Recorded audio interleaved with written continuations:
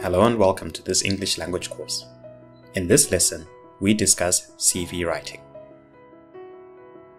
The type of resume we are going to focus our attention on is a general CV, a general curriculum vitae. We need to know how it is laid out. So, our first task is to identify what a resume is.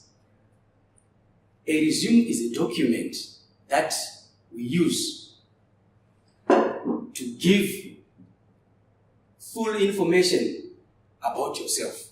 And remember, it is a marketing tool, a tool that you are going to use to showcase what you have. We would expect you to have a section where you are going to give your personal details, such as your name, your address, contact details, and anything that you feel is important for you to be known. The next subheading you'd have in a curriculum vitae would be probably a personal summary. For instance, you are going to tell us who you are. Some would say a mature, duty-conscious individual. Some would say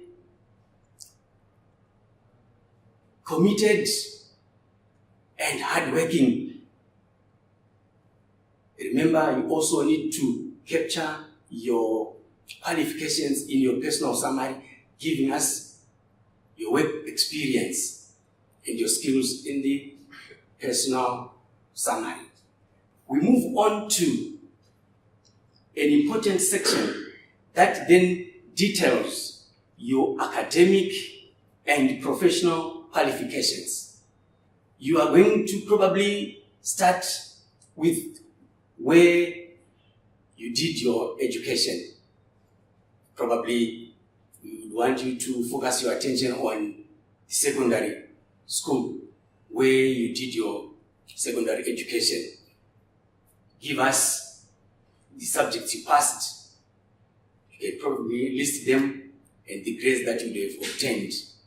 You can then move on to your professional qualifications. Here you include, be it certificates, the diplomas, or whatever you would have attained. We expect you to mention the name of the degree, if it is a degree that you have, the name of the certificate you have, the name of the diploma, and where you attained that, and the year in which you got that. We move on to another section. Some would opt to have it and some might choose not to have it. This is what we call your career objective. What do you hope to achieve once you are employed? We then move on to work experience.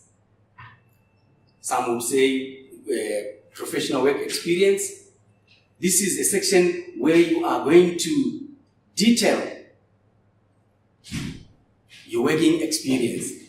Probably you are going to start with your current job, going down to your first job.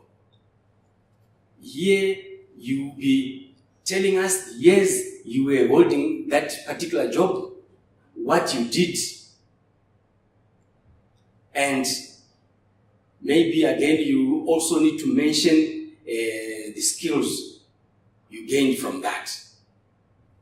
After that, you can move on to career accomplishments. Career accomplishments. What did you manage to achieve in that position?